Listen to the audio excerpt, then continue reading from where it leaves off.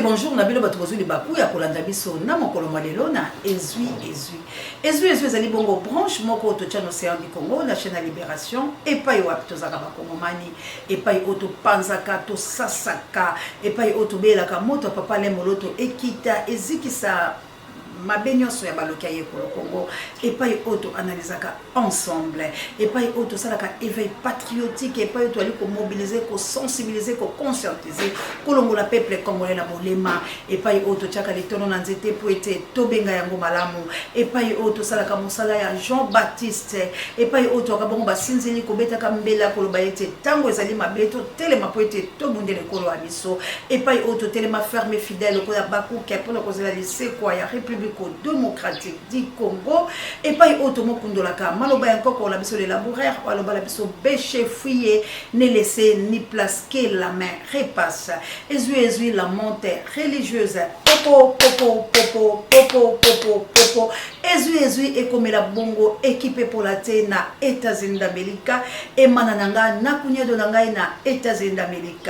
Merci encore une fois manananga et pour être bana babengi na moni nzambe apambola yo ezui et comme la bongo Big Daniel Ngenda ayako nzambe azana bino vraiment ba sincère condoléances et utibongo na océan du Congo mobimba et tombeli bongo Daniel Ngenda ba condoléances na libota mobimba pourquoi pas molonga nae oya bungesi être cher vraiment Daniel Ngenda maman tozana bino vraiment ensemble yako ezui et comme la bongo Charles Chobo ezui et comme la papa Michael na France ezui et comme la maman Célestine na France maman Célestine a osé la téléphone bobing la nga juka vraiment comme en bonne santé to solina elelo que Dieu vraiment a pambola juka vraiment to benga na kayango na lobi papa Michael to benga la ka vraiment de biso juka le number 1 ya océan de la presse congolaise parce qu'il est vraiment malade prompt rétablissement na vraiment to yeba kete poete to bungala kina ikaselelo nzamba sali ngolo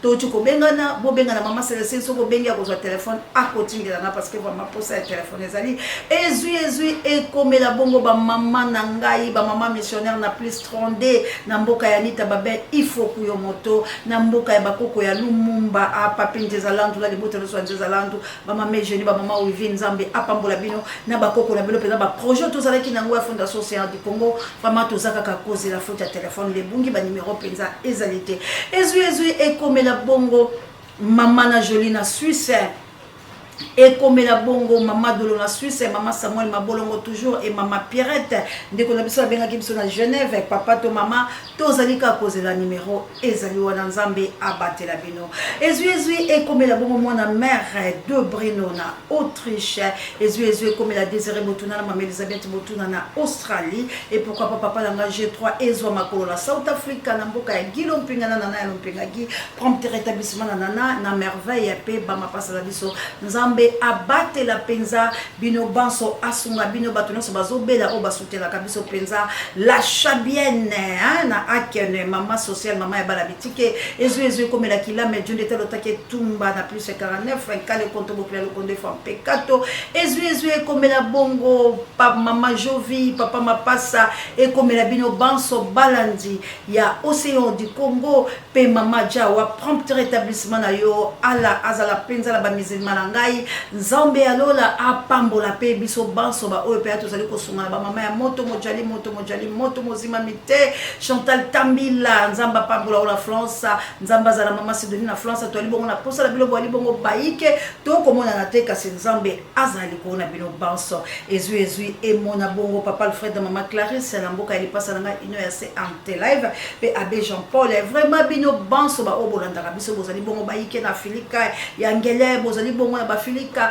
boko benga biso bipai pe na République démocratique du Congo wala tomoni la servante de l'Éternel Christ en vie mwana moko penza bien ko kotela makamba nzambe tomoni bongo grandir notre cordon prompt rétablissement pa otibongo na lipaso nzamba batela ye tomoni bongo prompt rétablissement na directeur de recherche stratégique de biso Papa Jay tolobi bongo gloire un nouveau riche vraiment nzambe apambola ye bisika zali apambola miradi bisika zala bitelo pourquoi pas directeur na biso biso Willy bilenge o balingi makambo nzambe e mama Lilisa ya mama pasteur bisika za bongo na l'hôpital Mungango akosunga biso penza en tout cas nzamba batela ye na mama Esther Boluka wana bazali bongo penza kosala misala bango nzambe abatela biso banso asunga biso bato bozo benga biso mama Seya sengel to tambola mama Seya sengel obima mama Seya to alina posa na yo mama Seya azali mikolo na makolote tango to koloba makolote ali bongo misolo mama Seya moya ko tambola yalité mama Seya azali na ba moyen te mama Seya azala ba difficulté makasi kasi soki bozo mona e ko tele makoleka boye ezali bongo kaka kabuya lobi mama to Tolalate, le malheur atteint souvent les justes, mais l'Éternel en délivre. Ce qui est là, les bisopés balatolala, telemato bunde tumba, yamomone kabuya l'homme puissant, moto, kabuya zaya biso, ce qui fidélité, batubazarate, y est vraiment à tabo salier makamaminene, océan konyongate pour fidélité. Il s'appelle Kabuya, l'homme puissant. Et on peut tous accaler na bomoko. Donc, autonomie qui pire petit, à Viennaïe, à mère naïe, ben, moi n'a pas, y a ba Viennaïe, moi n'a pas, y a maman Seya de la presse, tout le monde Kabuya, au monde océan Angela Nayo, au mekio au monde océan Angela Nayo, on a vraiment battu, au mekio au monde océan Angela Nayo, on a tout comme raté pour l'issue océan, les deux océans, ma colo océan, et les moments Kabuya l'homme puissant, le camonté, ma bête, azo mérité, à Mingi, à mon ami, Nzamba batela ye azala na ye abundela ye bitumba peza za molongi lelo bandeko na ngai tokoloba tomoni Achille Ntela la France Achille nouvelle force Ernest Dilala Ali no moke monseigneur leso yankolo hollandais noir motomo prêtre Ali no moke batikayo vraiment nouvelle force Ernest Dilala to benga na kamoninga bato ya kilame Tobenga na kalabino bosunga ke kozala bien le mam Saint José abiso les grands zingankuvu papa Pierre nanga les grands zingankuvu nzamba za na bino bayebanga boza tellement belé bozo na molimo na yebi ke nzambe akozala biso ko batela tout et chacun lelo to koloba nini mama Christianville la servante de l'Éternel o asala moi au Seigneur de la presse ali ngmbele so ke pe bosunge bonane yango yo alata to ko accepter moi taille na kozala bien ba mama bo milenge les festivités oyo to kabandeke to kabaka merci na bande ko moko batindela ke biso déjà carton balobi bazo sala mosusu bande ko bilo pe bosala mama Madeleine na plus étrandé toza na posa na bino na lisolo ya fondation Océan du Congo ba mama missionnaire to bunde to mandenge to bundaka mona mère de Bruno de tous les temps de tous les jours na Autriche y a Océan de la presse en tout cas na ebiki makamweze belé me bande ko biso to ko sepelisa bana biso la bitiki la chabienne lelo to ko lobela ni to ko lobela mo quelque pas passeport po bande ko ba mama biso a passeport so ke bimite misale ezokufa. En tout cas, tout ça répété ma bébé. Mais les gens n'ont pas de mingete. Intervention dans les vidéos na sotia. Pourquoi la sotia est mobile de la maille? Nazo lingato yeba et pas ito outil et pas ito zo qui dépêche quoi de l'oublier. Nazo linga tout Congolais prendre conscience. Bon s'abonner massivement à la chaîne de Libération pour que ça la décider. Bon partager mes émissions, bon liker, bon tiens commentaire, bah si je suis pas mal. Maman Congo les États-Unis d'Amérique, là pour ça on a bon numéro, na recommandé beaucoup la kala moi numéro ya bureau pour être beaucoup la kala Bangkok bisikalo so bozali bo telema pour être tango ekoki to sala makambo bande ko nanga. Introduction nanga. Et ça la ba vidéo. Développement bino bosal. Conclusion, toya kosala yango na mikolo bizali ko ya kabuya l'homme puissant bandelanga na audio oyo ekozala bongo malamu. J'aimerais échanger avec vous quelque chose d'indigne important. La situation de chez nous en République démocratique du Congo n'est pas bonne. Pourquoi je vous le dis?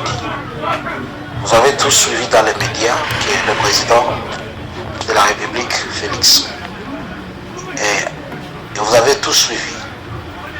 Il a demandé, et il y a des vidéos à l'appui qui appuient ça, ce n'est pas le prophète qui dit. C'est le président. Il a demandé à l'ancien président de la Tanzanie, Kikwete, qui est aujourd'hui parmi le conseil des sages de la SADC, de venir, il a à lui parler. Et le président de la Tanzanie, à sa descente d'avion, il a dit, j'ai été appelé par le président Félix Tshisekedi, mais je ne sais pas pourquoi.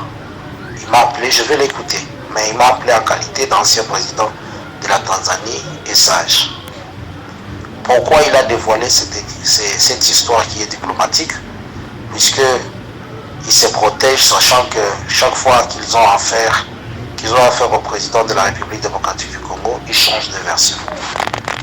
Et la vérité pourquoi il a demandé de venir, c'est pour qu'il aille amorcer un dialogue avec son ancien partenaire, le sénateur à vie, Joseph Kabila.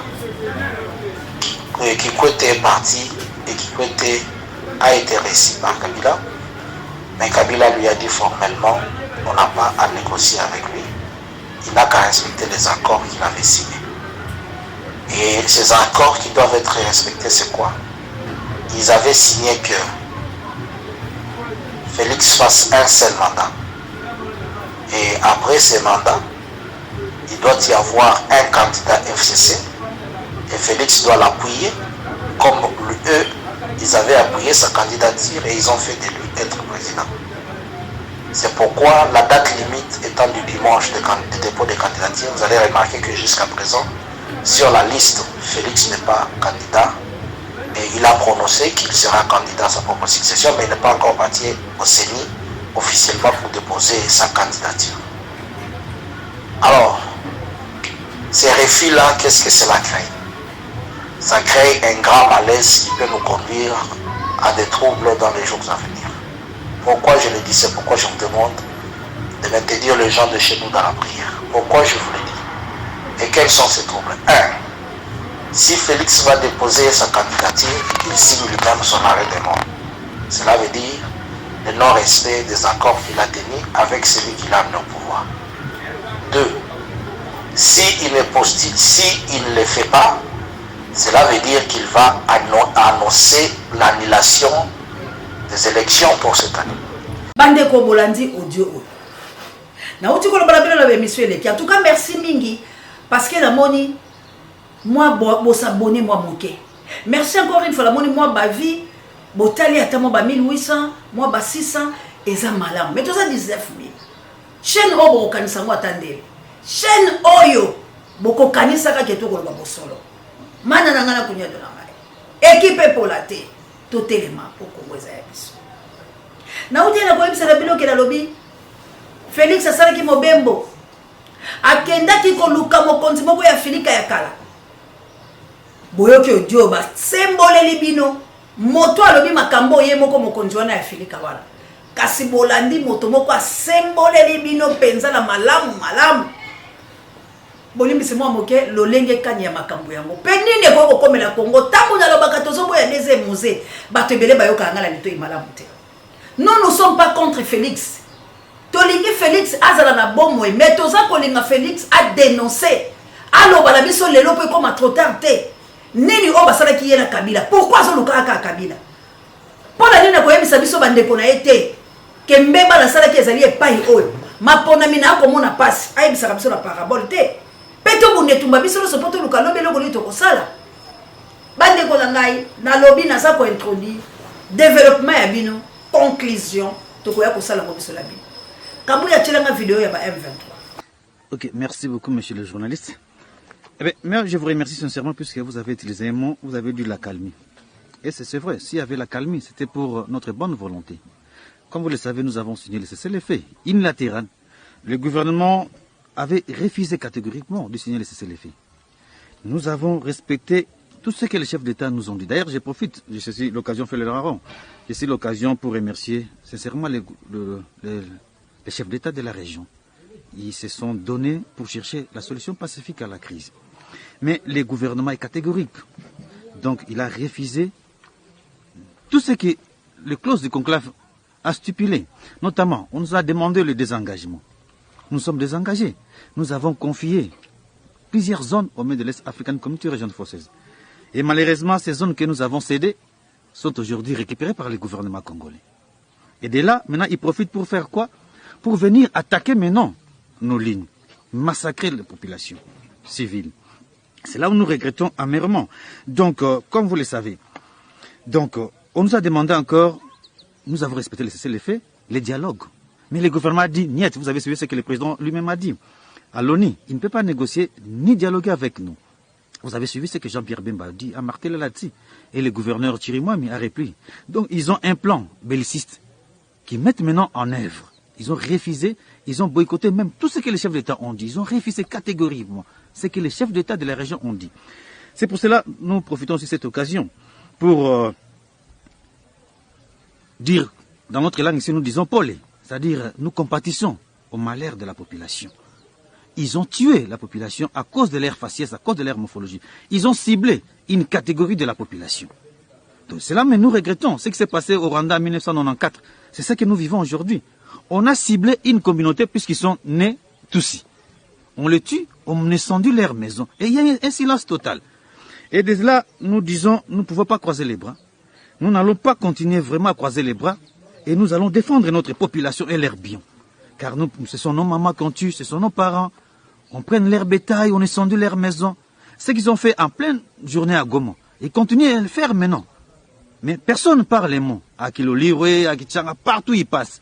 Maintenant, ce que nous regrettons encore, bon, à Kilolirwe, à Kichanga, à Touro, à Mweso, à Kiruba, à Burungu, partout là où c'était des zones sous contrôle de l'Est African Community, donc dans le FDNB, Force de Défense Nationale du Burundi, la population fuit en masse. On incendie des maisons, on pille des vaches, on emporte tout, on torture même la population. Mais la population est en débandade. Et là, nous n'allons pas supporter cela. Et nous disons, pour vraiment la population, nous sommes de cœur avec et nous n'allons pas les abandonner, nous allons les secourir. Et encore, ils commencent maintenant à travailler. Là où nous avons cédé à l'Est African Community, nous avons eu confiance à l'Est African Community. Je parle nécessairement, spécialement de la force de défense nationale du Burundi. Aujourd'hui, ils commencent à travailler avec le FARDC, avec le Nyatura, avec le FDLR. Ah bon? Oui, oui. Ils tuent la population. Lorsqu'on incendie, les Burundais aussi sont là. On tue, on incendie des maisons, des gens, puisqu'ils sont nés tous. Et lorsque nous disons, le monde entier, nous prenons la communauté internationale, tant nationale qu'internationale à témoin. On tue, on massacre une communauté et il y a un silence total. Et les Burundais aujourd'hui, ils sont là. Ils se sont allés avec le FDLR, le Nyatura, le CMC, le RAPLS, le Wazalendo, ces bandits de Wazalendo. Et aujourd'hui encore avec le mercenaire. Donc les Burundais deviennent encore les mercenaires aujourd'hui au Congo. Quand même, nous les avons confiés des zones. Vous voyez? Donc partout, lorsque nous faisons de bons gestes, nous les M23 avec la bonne volonté, nous voulons les dialogues, nous sommes pacifiques, mais on nous remercie avec de tels actes. Et c'est ça que le président Tshisekedi fait. Nous voulons les dialogues, il refuse le dialogue, il met un plan pour massacrer la population, son propre peuple. Son armée massacre sa propre population, puisqu'ils sont nés tous. Et c'est là le problème, monsieur le journaliste. En tout cas, merci beaucoup. Maintenant, par rapport à tout cela, de votre part, quelle est votre opinion ou encore votre attitude par rapport à cette situation présente? Oui, mais nous sommes devant un gouvernement qui est irresponsable. Bandeko, Bolandi yango la bokebi. Na 5 ans, boya pesa nga 20 minutes. Boya pesa nga 15. Po ba vidéo oyo zo mwesika. Boyoki ba M23. La banzi ba détailler na makambo Félix Sekedi koloba na ONI. A détailler makambo akelaki les États-Unis. A détailler bino makambo nyonso apesi bino ndenge ni makambo atangi ba bemba, atangeli bino kuna alobi makambo nyonso on esa ba M23 vidéo la ba mwesika ba uti ko sala. Na banzi makambo nyonso ba lobi esa ya sika. Cela veut dire que Oyezoya elubela na fungola ka miso. Mutalo bagala bilo bosolo lokwa awazate. To tchaka vérité la salle bekate. On s'informe, on s'incultive, rien que pour vous dire la vérité. Je dis tout ce que les gens disent tout bas et je dénonce les insanités. Bande bonanga bo s'abonner na chaîne, on peut soutenir nai. Bo soutenir Bakabuya pour to ça la bilo musala conférence. Tous ceux qui veulent faire élection. Tous ceux qui veulent faire élection bande bonanga Makabuya boye. Na moment où tous ceux qui élection pour ça Makabuya sasa yipi. Eza makambo ya lobité ya sika bande ko langai richesse immense eza na Congo na moni boboni mikandala après avoir kobimisa biso 5e pays le plus pauvre basali statistique ya ba pays où eza riche mais balobi Congo eza number 1 pona nini ba richesse eza na Congo soki to sali yango mindele ba ko avie biso liwa ya ba congolais ya mwana liwa ya ba congolais yango la ba congolais bango moko baza komiye baté que toza kokufela nini toza kufela bomengo ya lobato na lobate bokula kaikala za komba fola nge itungia bakula kalo sako ekino olakala nkemo fa kombolo e makambango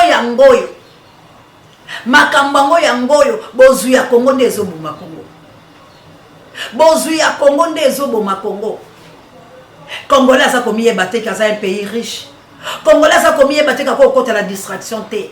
Congolais ça ko yeba te ke fa sunga ba maman océan pour musalo bazo sala ba kete liboso mais soko ko prendre maman océan cholier tam so maman océan bisa bina ko benga te pazo lukela ngande ko la ngai regard moi de la sambela soki maboko na bangela ntando la ngesalinga est-ce que ngala za moi si mabena ko kuta na ministre te na nzela langa mais soki peut-être tozo sala yango te c'est parce que tozo l'amour en mboka to komo komi banga est-ce que moto na okutana ko pesa ngani tous appellent la batouba, on va zapper kuna. Bah on peut tous aller à la bombe proche la biso. Bah quoi peut qu'on brancher biso pour bazar la pose ça peut ba bengaka. Mais ok na biloko wana wapi soki mboke za na makambo ya boye nani akoloba la bilo vérité biso soka to ke lokolia c'est comme ba vérité obokoye ba wapi soki ba océan la bilo bazate. Sunga océan ko za monter ma kasté soko boy va na yo. Ko finge za normal. Ko critiquer ça normal. Mais ndeko nanga o na zolo beza bo solo. Pour mboka la biso ezo kele soki to kebite des émousés soki to kebite catastrophe parce que batu ba kota ba oboma tala mabe bisike uti ezangate ba député a IDPS bazo dénoncer to yokani balobi kabuya lokose yango yo pouvoir yango zo wela nango po 3 ans osali nango soki to kei na permanence na biso ya IDPS wana mama bokokuta toilette eza bouché soki tokei na permanence na biso ya IDPS wana mama bokokuta toilette eza bouché soki tokei na permanence na biso ya IDPS wana mama bokokuta toilette eza bouché toilette eza bouché toilette eza bouché wana tozali koloba makambo ya solo mais tozali na pour wana tozali koloba makambo ya solo mais tozali na pour biso ba député nyonso ya IDPS bakataka biso mbongo na fin du mois na source $500 $500 biso ba député nyonso ya IDPS bakataka biso mbongo na fin du mois na source $500 $500 tozali 32 députés ezali kosala kaka pona biso ba député $16,000 chaque mois $16,000 chaque mois okoki ko déboucher nango toilette te $16,000 chaque mois okoki ko déboucher nango toilette te $16,000 chaque mois naza ko introduire développement za la bino conclusion to koya osala ensemble balobi bakataka bango 700 na bambongo na bango batangeli bino bambongo bapesi la partie mais balakisi bino bosoto eza la partie sikola suka balobi ozosenga biso sur deuxième mandat po tosala yango bilan nini congolais azokufa congolais aza na problème ya koyoka congolais aza na problème aza sentimentaliste congolais a un problème lelo bandekola biso baolela passeport bamiso baza na ba 8 mois ba une année ba 2 ans bada bakotisa ba ope ba chance loko pamba 2 semaines azui passeport 1 mois azui passeport ata ana kishasa bandeko langeza ndenge moko miibo ba yibinga passeport a des reprises azo capacité de ko bimisa mo peine ou mbeli ndeko langa machine eza moko na banzi to la tsabi no greffe esala makibi tumba batu bazo bunda la balja passer ezali peut comme ko kana nyungu nyungu ndire bali ba kata ndeli kama ba passeport ya mo to yebite to kosuka wapi tozaka na identité te tozaka na ba carton électoral eza identité te siko moi passeport wala ezaka identité la biso miyibi ba monde lingai naloba be boy poso borbi bango bakoya kokanya ya biso babi yozo yo kate tozo pekisa ozo yo kate ndeko moko pekisa ngani na makambo bakoma ya miyibi na ba machette bo pekisa biso to ba bosolo te pour l'intimidation pe bakenda kana ngolo basala kana mona yebite do ezaka po ba okisanga ka motema passe na keleka ko bandela yango pe nazo luka ko bandela Félix alaka ki biso abi passeport $90 soki $99 kaka maloba Félix soka lobi ya tongo biloko mati kaka Félix soka fungoli bibebola ko la kabiso ba kongole mabe comme to tchana nini alaka ki biso na mikolo mizali ko ya pona makamata ya police Oyo bakiloko policier soki tozwi pouvoir bokozala policier kozala na voiture na ye mutuka na ye policier kozala na ndako na ye azomba basoda bakoma miyibi mpola bilaka oyo tokele vers mapona nbandeko lama basoda bakomela biso miyibi bino boyo bakani devoir ya mémoire yango na pesi ndeko lama basoda bakoma koyiba na bakulu na ye bapolisier miyibi mpona ni bilaka oyo bakokisela bango te bapesa bango te kasi tokende toyoka papa Tshisekedi alobaki nini mpe bato basali mwa popori nango ya bacommentaire na oyo Tshisekedi alobaki na biso bongo boye ndeko na ngai ekosimba lokola Kabila na course oyo te estce makambo mabe ezoprépare na mboka oyo te na fin ya mandat ya Félix ndenge bato bao déposer candidature. Est-ce que makambo kosala, est-ce que Félix ye moko lokola kenele kotambola makambo simbité Kabila recevoir un boy négociation. Est-ce que yabola muto s'attendre nini bandeko la ngai? Entourage à Félix bosala Félix babete. Tolingi bosol. Kabouya l'homme puissant. C'est la biso poto comme nemso kokina suka. Là je dis, nous sommes dans cet arrangement avec lui et à travers lui, son parti, sa coalition, son regroupement, pour 10 ans. Et reposez-moi peut-être la question dans 10 ans. Là, je vous dirais, ah oui, ben, suite à cette expérience, bon, lui, des bêtes, en ont choisi d'aller seul ou avec X ou Y autres regroupements, c'est autre chose. Mais avant les 10 ans, nous nous en tiendrons à ce que nous avons convenu. C'est-à-dire, nous allons gouverner ensemble la RDC demain et en alternance. C'est ce que nous nous sommes convenus et nous allons nous en tenir à cela. Je le dis devant témoins, ce que nous disons va rester consigné et vous allez voir que ce sera la part que j'effectuerai au nom du président. Bandeko Langai, na introduire, to développer, bilobo développer pe conclusion to ya kosala mikolo ezali. Makambo na yebisi bilo ezali ya pambate. Ba candidat président de la République. Ngala lobaki papa Denis Mukwege to ngoki ko voter en tant que président de la République. Parce que makambo ezebele o biso to yebi. Mais na yebi ke bato bayoka kabiso la leto yete. Bato bayoka papa Denis Mukwege baza professeur pour aller kotika la kaka te. Asali saba mama. Pour aller kotika la kaka te abunde tumbo ya bundi ya makasi boye. Rapport mapinga babitumbala soto bundela ngo elongo. Kasi tala bisika to komi eloko basali ezali ko lakisa yete ye candidature na ye déjà.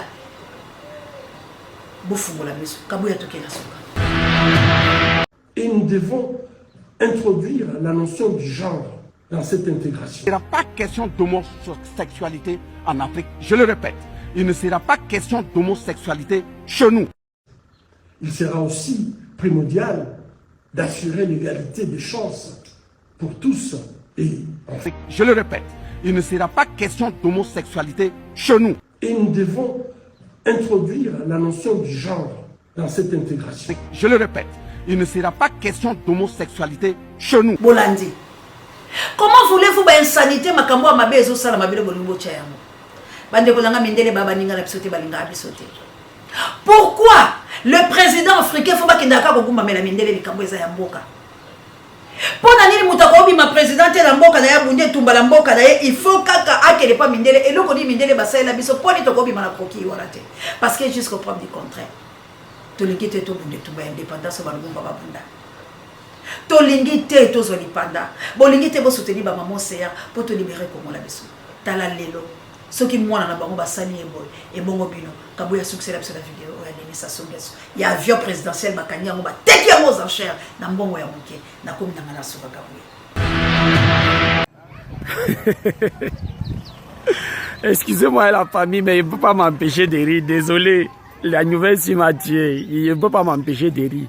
Voici l'avion congolais vendu aux ventes aux enchères en France. Comme si c'était les casques de télé ou bien les casques de frigo qu'on a portés, vendus aux enchères. L'avion présidentiel congolais de Sassou Nguesso saisi par le gouvernement français et ensuite a été vendu aux enchères depuis hier soir. Donc, un avion présidentiel, jet privé présidentiel, saisi par la France et ensuite ils vendent ça aux enchères. L'avion présidentiel.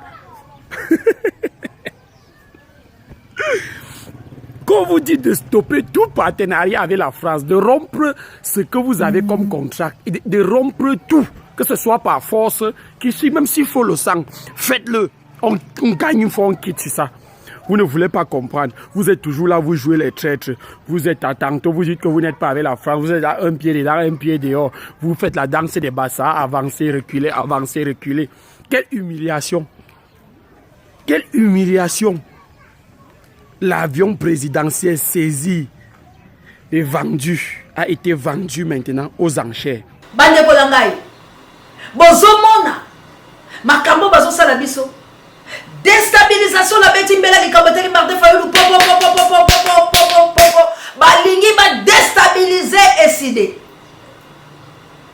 nalo bakaka ngalo la zone mais là on a sepelé pour président Betimbela président uté ko na message na pesa ki da nation na bisika telema ki boso ba pandisa ngolo bi mabete azala ki la Tshisekedi boyembi to boyembi te Augustin Kabuya tant président Eli Martin Fayulu m'a dit d'azagla ba Tshisekedi yo zaki nani bande ko fumula porte il a dit que la vérité elinge botte la Martin Fayulu problème elinge botte la président et c'est des problèmes alors population congolaise éveil patriotique totel mato bude tumba biso to lingi sous déstabilisation to lingi lokuta te nga aweza bosolo ce qui Félix a changé lelo abengi biso lelo alobi ngai Kabila to signaki boye Kabila bandi ko kwensenga Kabila linga bomanga Kabila linga sala nga boye biso nyonso sima Félix o wo to mundeli bitumba to benga ni Kabila ke.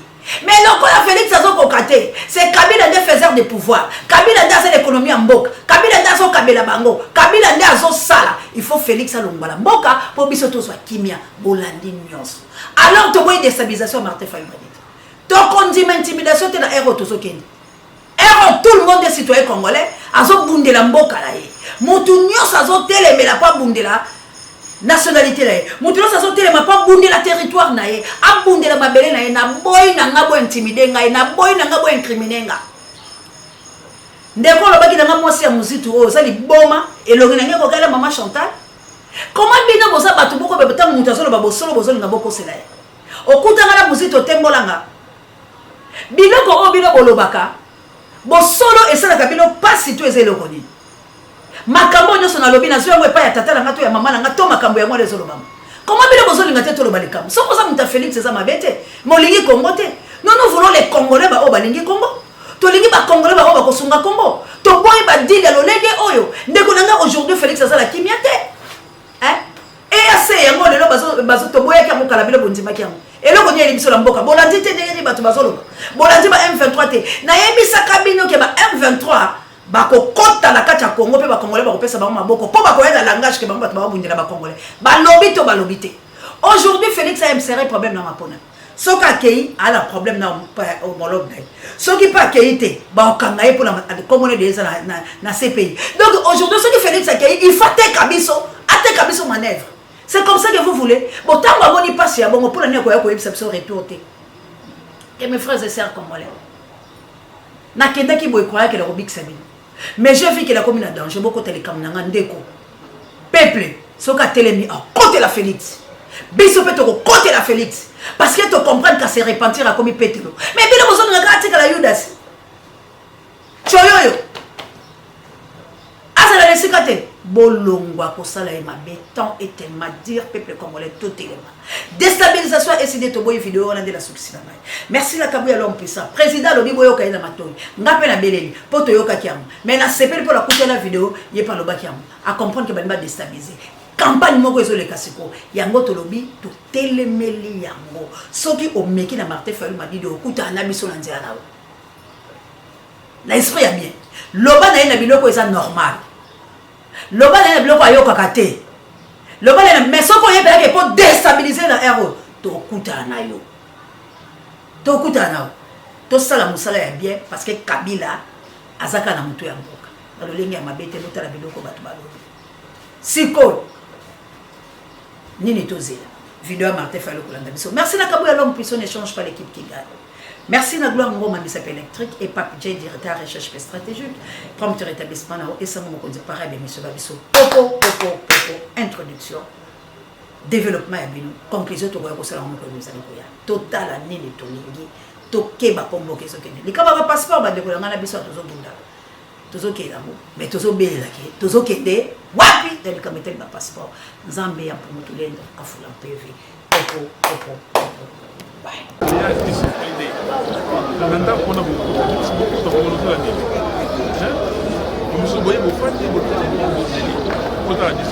Oui,